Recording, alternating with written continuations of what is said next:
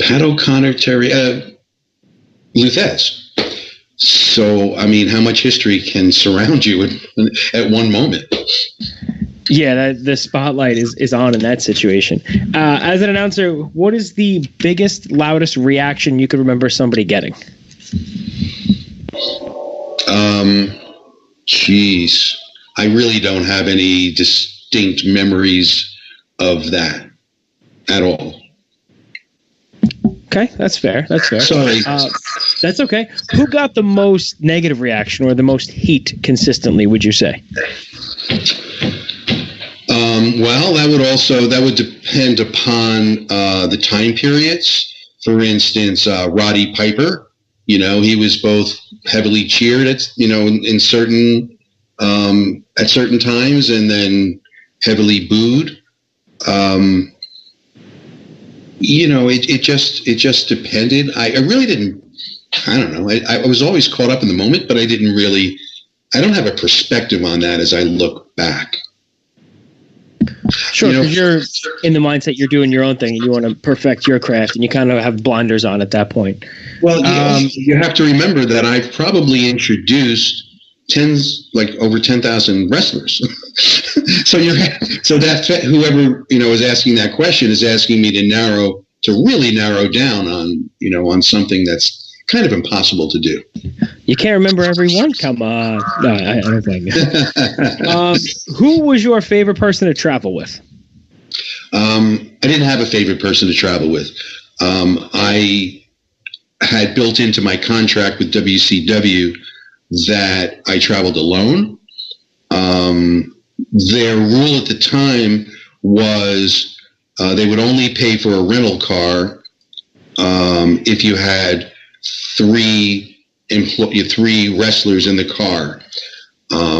I knew that, knowing my personality, I wouldn't last long if I was, with the same people over and over and over again, all those nights that I, announced. And some, there were spans of time where I was on the road for 28 days. So what I would do would be every once in a while, I would take on a wrestler to come in with me. Now, I had a sweet deal because I was getting performance pay, but corporate perks. So the company was paying for my flight like everyone else, but they were also paying for my hotel. They were paying for my food. They were paying for my transportation from home to the airport. They were paying for everything. So whatever income that I made, I was making clear and free and clear. So when I would bring a wrestler with me, like Mick Foley, Dutch Mantel, Too Cold Scorpio, Ron Simmons. I mean, I loved traveling with all those guys. There were circumstances that led to, that happening. I would share my perks with them. So they didn't have to pay for food. They didn't have to pay for a hotel. So they liked traveling with GMC, and I enjoyed their company. That's the best of both worlds. That's a great deal. So kudos to you on getting that. I know at the time, like you said, you were the performance, but the corporate perks. And I know people weren't cheap. I know Mick Foley is notoriously stingy on, not eating meals and hoarding his food for a while. So listen, I don't blame him. That's probably a packed car whenever the option arose. So I got to ask you the one question that we ask everybody that comes on the show. Joe and I are split down the middle. One thing we can never agree on: all time, in ring, mic work, everything. I am Team Bret Hart. Joe is Team Shawn Michaels. Gary, one of them has to go. Who do you stand with? I stand with Bret Hart. Just because my first memories of Bret was the first time he came into the WWF. He was like the second match out, and he was like a very studious kind of guy. And my memories of him, he'd get to the arena early. He would change. He would grab a book. He would go to the corner and he would read. But that has nothing to do with the answer to your question. Just as I like someone that's more all business in the ring, less flash. It's not to take anything away from either of them, but I also felt more of my personality in line with Brett's also. So, yeah, I would go with Brett. Yeah, to me, everything Brett ever did in the ring, it looked real. It looked like it hurt, and it was always technically flawless. I love watching Brett. And all of his matches stand up to this day. The excellence of execution. Right. Everything he did meant something. There was a reason, a purpose. I just prefer that to a more showboating style. Exactly. He told a story in the ring, and I go back and I watched the network today, and you and I were speaking of the network. We were just talking about the Honor Club. We had seen you at WrestleCon, and you had listened to our show, and Joe and I were maybe a little perplexed about the negative feedback for the Ring of Honor New Japan Pro Wrestling G1 Supercard show. You were in Ring of Honor in the mid 2000s. Ring of Honor is a niche audience, whichever the word is. It's a niche audience, if you will, and it's for purists. So I don't want to say fans can be a little bit elitist, but they can be a little bit snobby because they've had amazing professional wrestlers walk through that company literally since its inception. So Joe and I had our take a couple episodes ago. I want you to tell me why you think that show had such a negative reaction online. Okay. You just threw something out there that I have a question about. Is that the promotion's goal? Does the promotion want to cater to a limited hardcore audience, or do they want to expand and have their wrestlers be known when they walk through an airport? That's a good question because you bring in wrestlers from New Japan Pro Wrestling. I would assume the goal for everybody is to make money. At the expense of your product, who knows? And I think maybe that's what the fans are feeling right now. But you could always make more money. If you expand your product. That's an important question because I don't follow New Japan Pro Wrestling, and I'm only I was the backstage interviewer in the mid-2000s, but I don't watch Ring of Honor on a regular basis.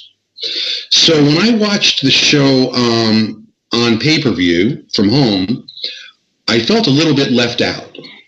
The other thing, now this is really going maybe a little bit too far, but there weren't only two attractions that people were tuning into. They just weren't tuning in for Ring of Honor, and they just weren't tuning in for New Japan Pro Wrestling. Why was that show so important? It was the first time they were ever in Madison Square Garden. Madison Square Garden was the third headliner. So why am I looking at a production that looks like it could come from Las Vegas, looks like it could come from anywhere? The stage with the ramp. I would have, you remember the old school WWF Madison Square Garden shows where you see the guys come out of the locker room and they're walking down the hallway. They push the curtain aside. The camera follows them down this narrow aisle. I would have given it a Madison Square Garden feel, a traditional Madison Square Garden feel, and then pick up another 4,000 seats that they could have sold.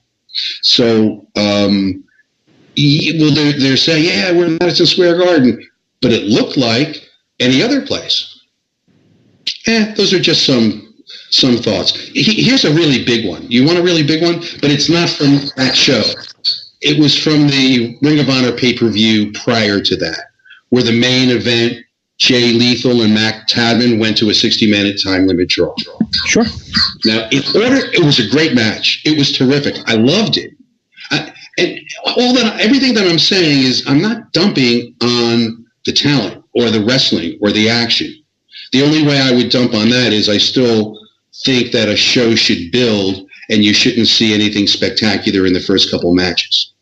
Because when I finish watching a Ring of Honor show and the main event is a championship match, I shouldn't walk away saying, wow, that was a really good match, but it wasn't anything special on the card.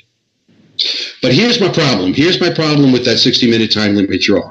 And in order for this to work, you always have to announce time limits. The match was never announced as a one fall, 1 hour time limit match. The announcers, as we got to the 40, 45, 50-minute time limit, never made reference to the length of the match in the sense that, I don't know, Jay Lethal's looking a little bit tired. Can he hang in there for another 10 minutes? So when the bell rang at the 60-minute mark, everybody looked lost. It was just like a flat. And that's a technique. You can build so much drama with that. And I'm not suggesting that you do what we did sometimes in WCW when you have the ring announcer get on the mic and say 10 minutes remain, 5 minutes remain. You don't have to do that, but it needs to be acknowledged. And in order for it to be authentic, every match needs to be introduced with a time limit so that when a time limit is used, people aren't saying, oh, it's going the full length. So if you have one fall 20-minute time limit match, sometimes the match goes to 19 minutes, 43 seconds, and there's a pinfall. Sometimes it goes to full length. Unpredictability, that adds excitement, and I don't know. I just think that was just so obvious. I don't know how they could have missed that. Yeah, I agree, because it adds a sense of urgency to the finish. I just watched the opening match of Starrcade '87. It was Sting and Michael P.S. Hayes and Jimmy Jim Garvin against Larry Zbyszko, Eddie Gilbert, and somebody else. And as the time was ticking down, I mean, they were all going for pinfalls and they were going for roll-ups, whatever they can do. And, it added so much to the match. And the thing is, it's the second time Ring of Honor's done that in probably 2 years. And the first time, much to your point, it was Roderick Strong and Jay Lethal. They didn't do that time either. So you would hope they would learn from those things. But I mean, there's a reason that when you watch a football game, you watch a hockey game, you watch a basketball game, that they have the running time going. Because if it's a close contest, that means something. I mean, it's very sports based too. It's not just showbiz; it's showbiz and sports. Sure. I mean, if you watch a UFC fight and there's 10 seconds left and the guy's clearly down by 2 rounds, he's going to go for broke in those last 10 seconds. It adds a sense of reality.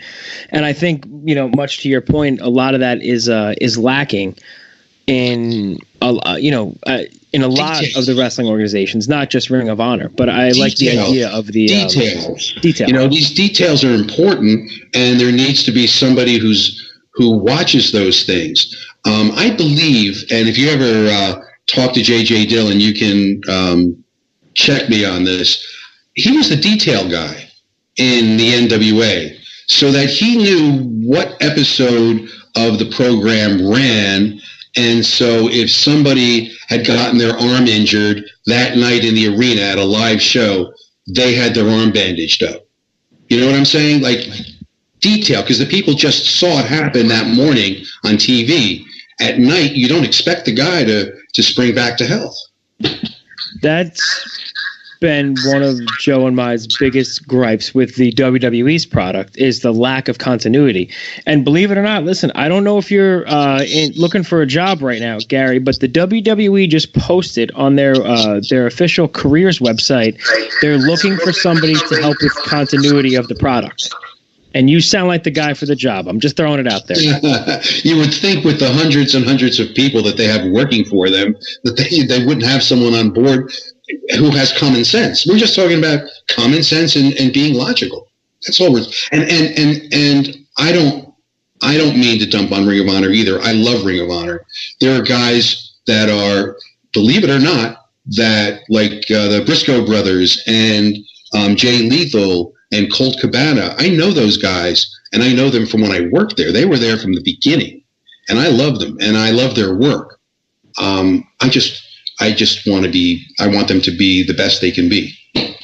Sure, and it doesn't sound like you're coming across negatively at all. It sounds like somebody who cares and is invested in the product. My biggest question about the Briscoes is I've met them both twice, and to me, they are as scary off camera as they are on camera. True or false? I always thought that too. Yeah, no doubt. Yep. And the Briscoes, believe it or not, they're wrestling the Rock and Roll Express this weekend. It's 2019 is a crazy year. I love it. So now I want to talk about you. You are, I mean, you're